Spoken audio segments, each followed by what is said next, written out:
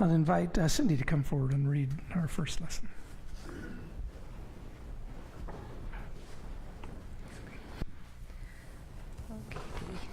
Today's first lesson can be found in the book of Psalm, chapter 9, verses 7 through 11. The Lord reigns forever. He has established his throne for judgment. He rules the world in righteousness and judges the peoples with equity. The Lord is a refuge for the oppressed, a stronghold in times of trouble.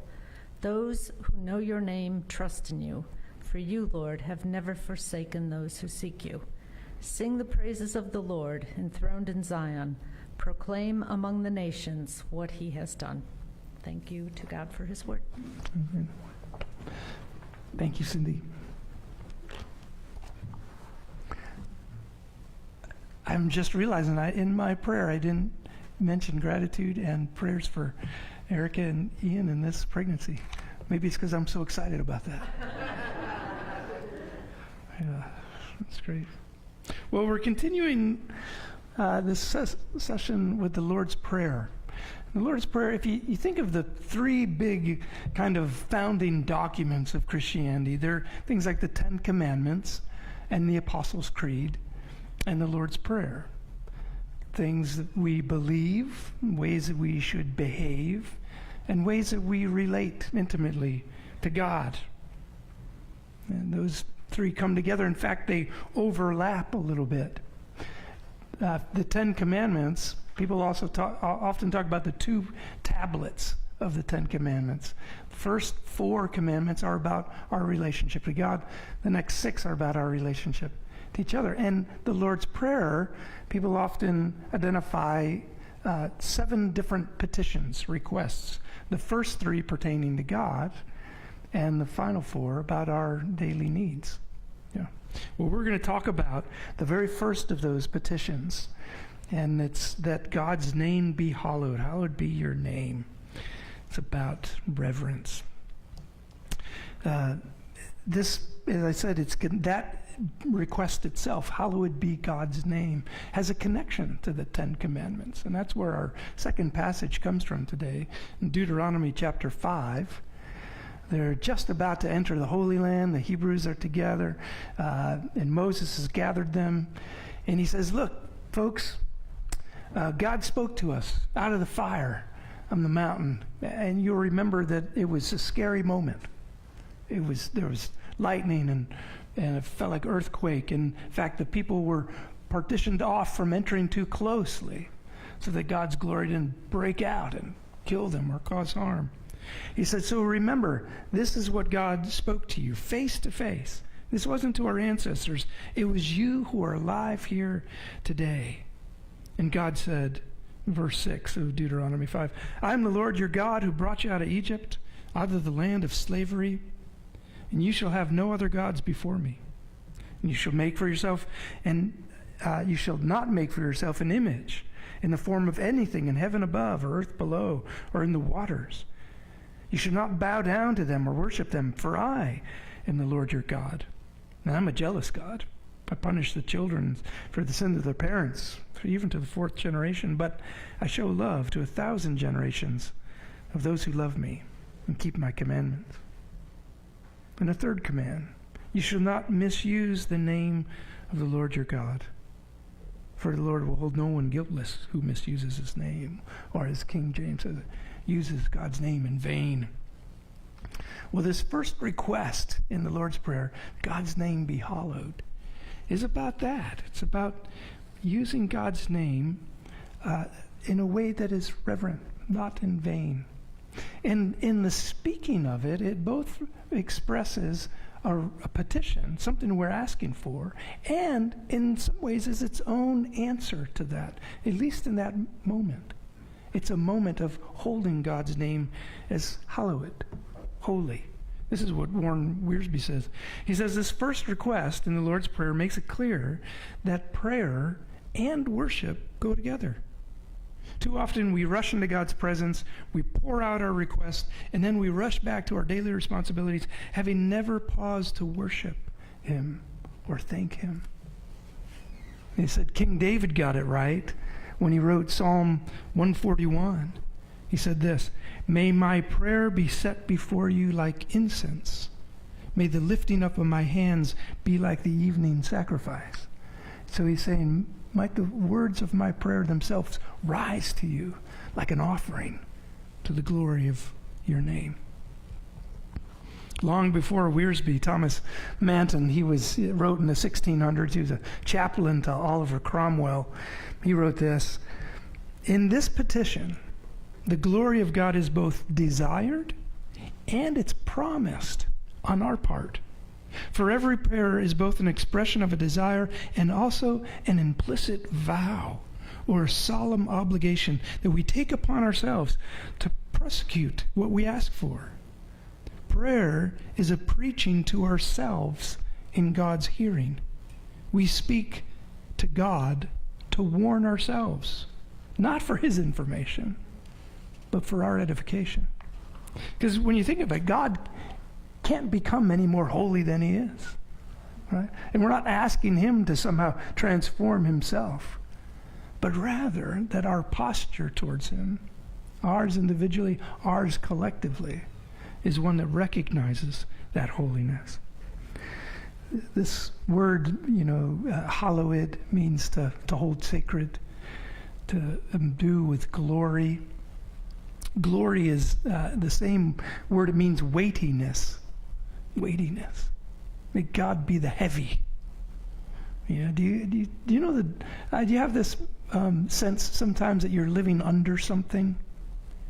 For me, it's often a cloud. It's like a little hum of bees. It's in the back of my mind of stuff that I've got to get done, or something that I should have done and I didn't, or something I did and I did it wrong, and now I've got to make amends. And there's all this little, and I feel like I live under that, Well, when God is hallowed, God's name is hallowed, we live under that. We live under the weightiness of that. And it is too often that we can pray casually or informally, and it should in some ways be informal. God invites us as father to child to speak to him. But when we don't remember who it is we're speaking to, God our Father, but God the Holy Father, we can get things wrong, cause trouble for ourselves. It's like it's a ship captain who called out when the ship was going down. He calls out and says, "Hey, does anyone know how to pray?" And somebody, probably a lot like me, a preacher, stands up and says, "Yeah, I know how to pray." The guy says, "Great, you pray. Everyone else gets a life jacket. We're one short." Wouldn't we pray differently if we felt like our life depended on it? If God were really the heavy thing, the weighty thing, the most important thing. And as I've said before, the point of our prayer life is to change us. And by praying, "Lord, hallowed be your name," we're praying that we would inhabit a posture of reverence towards God, not just us individually, but collectively. The Christians have been thinking about this prayer and using it from the very start, first century. In the 5th century, in the 400s, Gregory of Nyssa, he was a Greek writing guy, lived in what is now modern Turkey. He wrote this. He said, when in prayer I say, "Hallowed be thy name," what I seek is that those words might impact me. I ask that through your divine help you will make me pure and righteous and faithful, that I may abstain from all evil and speak truth and practice justice. I ask to walk along the straight path illuminated by temperance, adorned with incorruption, beautified by God's virtue in wisdom. And these and many other similar wishes are included in these brief words, "Hallowed be your name." Because the only way in which God's name can be glorified is by means of a virtuous life witnessing to the power of God as the source of our own goodness. How is God glorified? In a life that is lived before him. This notion of God, the holiness of God's name, was taken really serious in the Old Testament. You could get yourself in deep trouble if you misuse the name of God. In fact, the name that is written for God isn't the full spelling. Yahweh we use as, it's kind of like saying, instead of calling God by name, it's referring to the name of God, if that makes any sense. In Leviticus 24, we learn it's a capital crime to speak blasphemy against God. Or Leviticus 19, you can get stoned. It's a serious matter. Well, in our culture, God's name is not held with a ton of respect. People blaspheme it all the time, use it lightly. There are the obvious examples of crude cursing. I think there's maybe less obvious examples of when Christians evoke the name of God to somehow baptize or cloak or to lift up their own desires in a way that are perhaps contrary to God's. When we invoke it lightly, as if we can manipulate God into doing what we want, and we've lost sense of reverence. There are some sociologists, psychologists, some historians and philosophers who are deeply concerned about the loss of reverence in our cultural life. And they're not talking about Christian reverence, this prayer of honoring God's name. They're just talking about generic, what we might even call secular reverence, but a virtue that lives life in the acknowledgement that something else is the heavy. It's not me. I'm not the heavy. There is something else I and we together collectively are accountable to, something that we live under and must pay account to. So Paul Woodruff, he's a philosopher out at University of Texas in Austin. He writes this: Why should I write about reverence? Why should I care about reverence? He says this: because reverence fosters leadership and education. Most importantly, it kindles warmth in friendship and in family life. And because without reverence, things fall apart. People don't know how to respect each other or themselves. An army can't tell the difference between what is and what it's doing, and a gang of bandits. Without reverence, we can't explain why we should treat the natural world with respect. Without reverence, a house is not a home, a boss is not a leader, an instructor is not a teacher. You know, we see the lack of reverence and the corrosive effects of that in our culture all around us. Without reverence, we forget who we are, don't know who we are, where we're going, or where we belong, or what our place in the grand scheme of things is, and perhaps most importantly, what we should do. Too often, we can live as if we are the final arbiter of things within our life and forget that we live in an ordered cosmos and God is its head. You know, we don't have to look very far. I know some of you in education have noticed a profound impact on what is possible in an education classroom and what is no longer possible now that so many kids don't have a sense of reverence at all. Nothing held with reverence. Disrespect for teachers, disrespect for adults, disrespect for ideas, even the notion of truth. Corporations who feel that they don't need to tell the truth to their stakeholders or consumers. And business practices that are short-sighted, are poor stewards of the natural environment and our cultural resources. Everywhere we look, people in power and influence, whether that's just at home or in corporations or in politics or in churches, we see folks using their influence to serve themselves rather than living under the weight and the glory of God. And so many of the big problems we face right now as a species on this globe, as citizens of this country, are things that require a healthy dose of just reverence. And that there are things bigger than us. Even if folks can't name God. But we can't address those big challenges, immigration or healthcare cost or education or failing infrastructure or extreme weather challenges or even responsible budgets, if we don't have some sense of respect and awe and humility and reverence. Because as Woodruff said, without reverence, things fall apart. Well, this prayer that we use habitually, right at the very beginning, the very first request is, Lord, align things right. Keep us in our proper place, which is with you as the Holy One, the weighty one, the one whom we live under.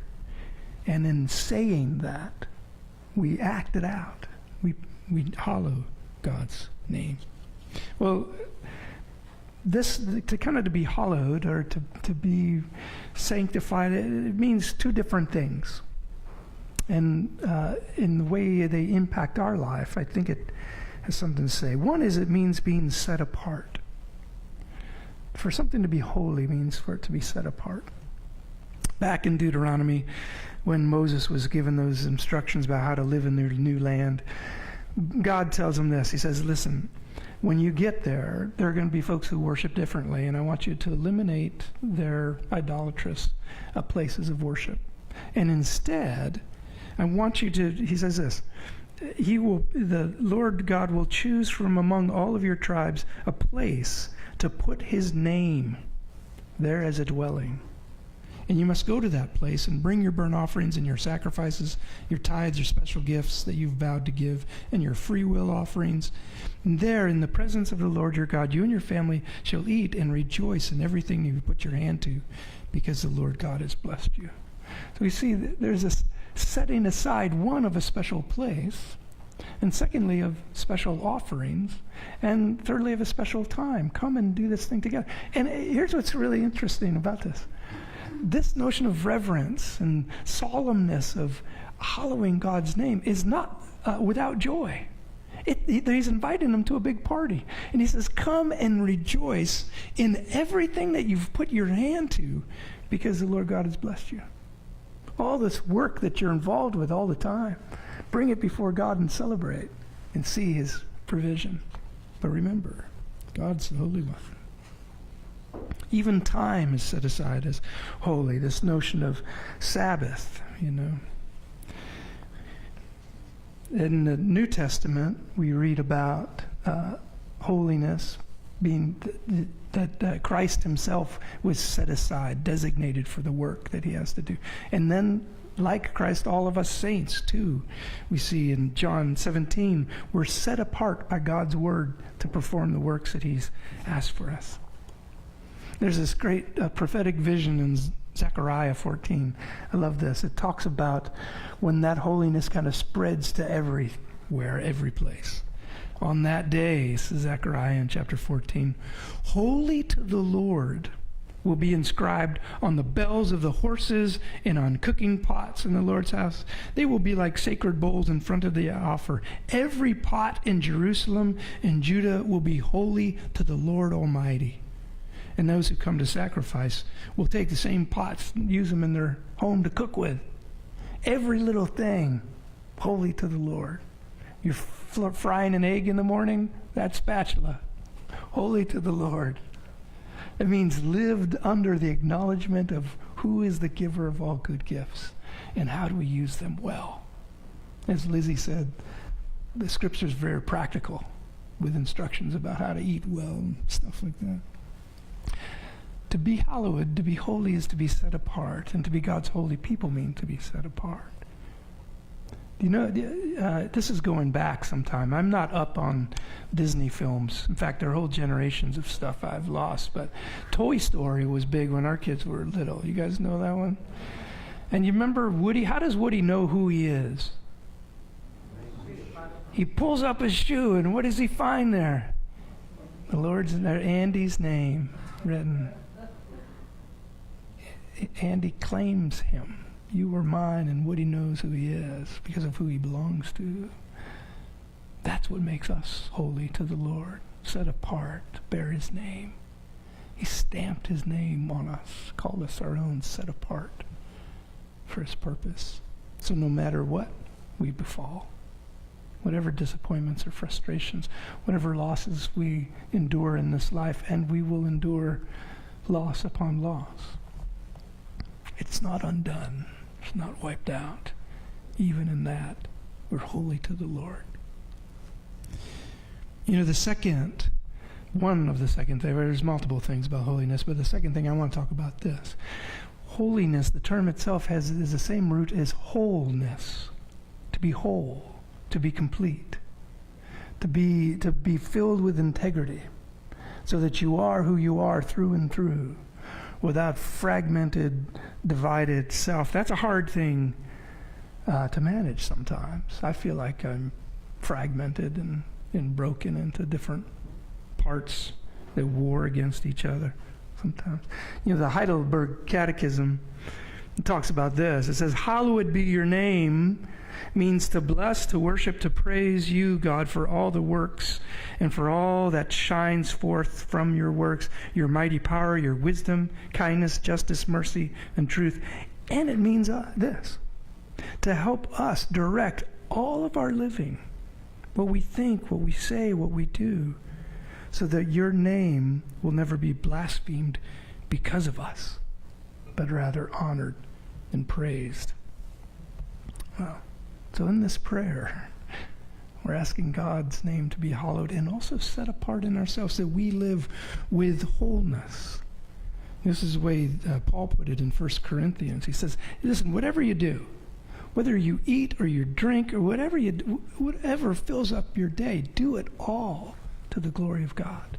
Do it all under the weightiness of God's honor, and his name will be hallowed in you. One of the hardest things about praying, I think, is really showing up fully, all of us, all of my whole self, to pray. C.S. Lewis, he liked this. He says, the prayer that precedes all prayer is this: may it be the real I who speaks, and may it be the real thou I speak to. May I come with my wholeness, all that I am, and address it to the God who is. Wholeness, that kind of holy living, fully living, is not easy to do. One of the other church fathers, Irenaeus, pulled these thoughts together, and he said this: the glory of God is a human fully alive. Isn't that great? God is glorified. God's glory is reflected in this world. Its beauty radiates out in the life of a human fully alive. If you were to add up all your minutes from the past week, how many of them would fall into the category of being fully alive? Too many of mine would be marked with a fractured self, distracted, pulled in different directions. You know, sometimes children and animals have an easier time of just being fully themselves than we do. I picked up when Laura and I were up on our way to Montreal. We stopped for a day in Vermont, and in the little town of Woodstock. It was kind of rainy, and so we didn't do much hiking, but we found a library that had a book sale, which is a temptation I can't resist, and walked out with a handful of stuff, including a new collection of, new to me, an old collection of poems by Mary Oliver. And each poem is about dogs and her love of dogs. I'll pass it to you, Cindy. I think you might like this. But she's named this one, "You Never Know Where a Conversation is Going to Go." And she's in a conversation with her dog, Ricky. He starts. Said Ricky to me one day, "Why is it you don't have a tail?" Well, I just don't. Maybe once upon a time I had one, but not anymore. Well, what happened? Did you have an accident? No, things change sometimes over time. You mean maybe sometime I won't get a walk or get my dinner, I won't get hugs? That's pretty scary. That's just plain scary. No, it takes a real long time. And in fact, some things change over time and some things don't.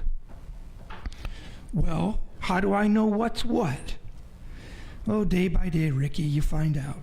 Has anything changed that troubles you? Actually, nothing. I like everything, a lot, every day. Well, see, just keep on liking things and praying. Well, I don't know anything about that. Yes, you do. Every time you wake up and love your life and the world, you're praying, my dear boy. I'm sure of it. Isn't that great? Yeah, there's something. There's something about watching a dog at play that is wholly there. That is holy, full. There's integrity right there. We have to keep praying for that. God, your name be hallowed. Your name be glorified. My life be holy and whole and a reflection of that. You know, on our way of doing this, we take comfort and courage in the example of other folks that are around us. One, I want to close with just a reminder of this remarkable life. And you know the story, I'm sure. His life was made popular by a film in 1981 called Chariots of Fire. Do you remember this? Eric Liddell. He was born to missionary parents, grew up and raised in China, educated in England. He went back to China, but he was a runner. And he had already, through his high school and college years, won a lot of medals and awards and recognition. So he began to train for the 1924 Olympics in Paris. And he was going to enter for his event, which is the 100-meter dash. But then he realized that that event was going to be held on Sunday. And when it couldn't be changed, he said, well, I have to take myself out. It's my practice to not work on Sunday, and we don't play sports on Sundays, so I'll forego my chance to compete. And he was a favored one. They thought the race was his to win. And he said, I'm sorry, can't do it.